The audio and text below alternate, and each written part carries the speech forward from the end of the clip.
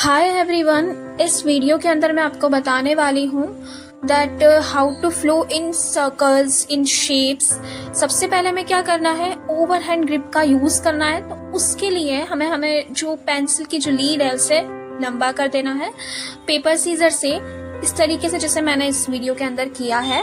And ये ध्यान रखना कि जो नीचे का जो बेस है उसका वो आप थोड़ा रखें, बिकॉज उससे आपकी जो पेंसिल की लीड है वो ज्यादा नहीं टूटेगी।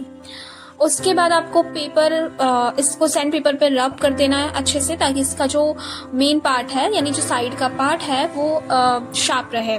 बिकॉज जब हम लोग वर्टिकली पेपर रख के यूज करते हैं तो वहां पर उस टाइम पे हमें इसका साइड वाला लीड का पार्ट यूज करना होता है, ना कि ऊपर टॉप का। ठीक है, ये ट्राइपॉड ग्रिप है जो मैंने आपको बताई। ट्राइपॉड ग्रिप हम लोग जब यूज करते हैं जब हम लोग स्केचिंग वगैरह या फिर नॉर्मली जब हम लोग राइट करते हैं, लिखते हैं, ठीक है। लेकिन ड्राइंग करते वक्त mostly time over hand grip का यूज होता है। तो इसीलिए ओवर हैंड ग्रिप का यूज हम शेप्स के फॉर्म में, सर्कल्स के फॉर्म में एंड एक्सेट्रा इन सब चीजों के लिए करते हैं।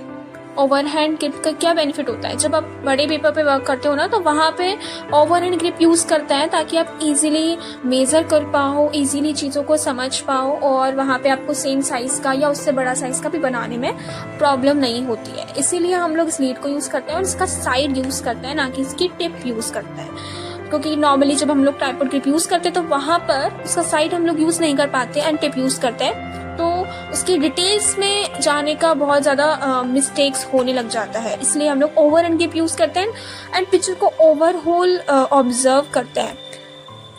एंड ये ध्यान रखना है आपको कि वर्टिकली पेपर ही आपको रखना है, वर्टिकल पोज में।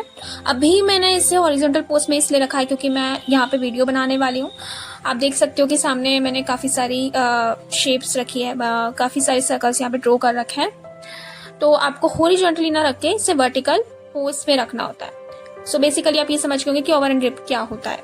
Okay, and circles and shapes के फ्लो में हम लोग उसे कैसे बनाते हैं वो हम इस वीडियो में मैं आपको बताने वाली हूँ। जैसे बेसिकली अभी हम लोग क्या करने वाले हैं, अभी हम लोग सर्कल्स ड्रॉ करेंगे एंड किस तरीके से आप उसे स्टिल लाइफ में कन्वर्ट करते हैं वो हम लोग यहाँ पे देखेंगे।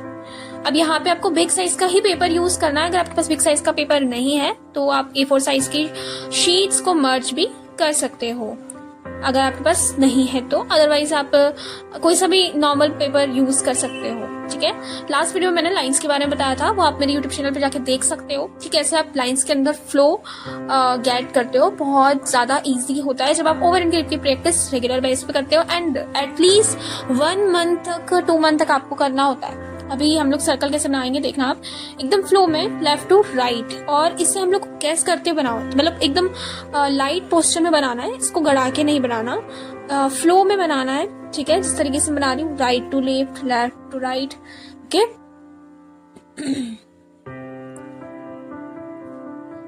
इसमें स्टार्टिंग में आपको स्मॉल सर्कल्स बनाने होते हैं and then big circles.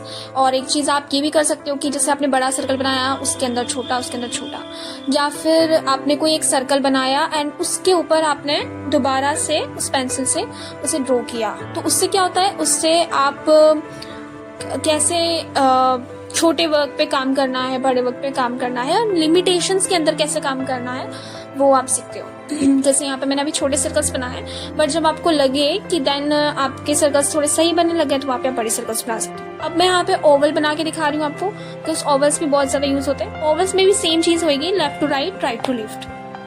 Vowels भी आपको अलग अलग तरीके से बनाने हैं, यानी एकदम बिल्कुल पतले सर्कल्स, मोटे circles, small vowels and big vowels, and उसके बाद हम लोग शेप्स को चेंज करते हुए बनाएंगे। स्टार्टिंग में आपको इसी टाइप के ओवल्स यूज करने होते हैं। जैसे हम बर्ड्स वगैरह ड्रॉ करते हैं तो वहां पे हमें ये सारी शेप्स नजर आती है, तो उस टाइम पे हमें बहुत बेनिफिशियल होता है जब हम स्केचिंग करते हैं या फिर हम जब किसी पोज को गेस करते हैं दैट ये सर्कल में आ रहा है, ये ओवल में आ रहा है, वैसे। तो वहां पे ये फ्लो में सर्कल्स, ओवल्स बनाना बहुत ईजी है। जैसे मैंने यहाँ बताया आपको कि एक सर्कल के ऊपर आपको दोबारा 3 बार 4 बार ट्राई करना है। इससे क्या होता है, लिमिट में आप रखोगे पेंसिल को, कि आपको एक लिमिट दी गई है कि आपको पेंसिल इससे बाहर नहीं ले जानी है। तो जब आप बड़े वर्क पे काम करोगे तो वहां पे हम रफ वर्क नहीं करते, वहां पे हमें ध्यान रखना होता है कि कितना बड़ा सर्कल बनाना है, कितना छोटा सर्कल बनाना है।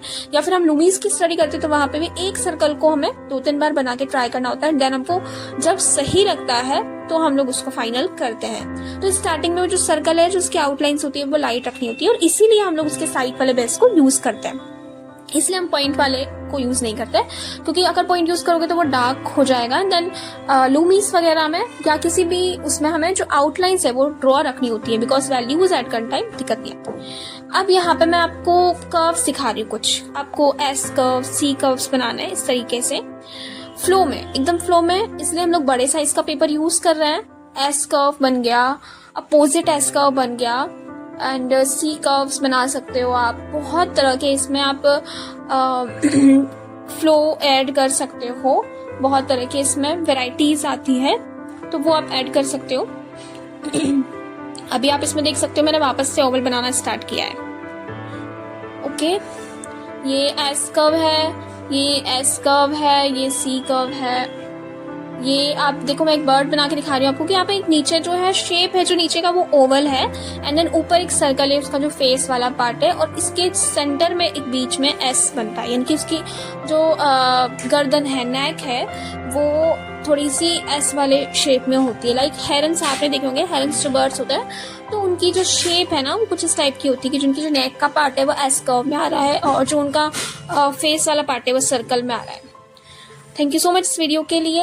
एंड आर्ट से रिलेटेड वीडियोस कंटेंट्स इस चैनल पे डलते रहते हैं, तो आप इस चैनल पे जाके चेक कर सकते हैं एंड सब्सक्राइब भी कर सकते हैं इस चैनल को।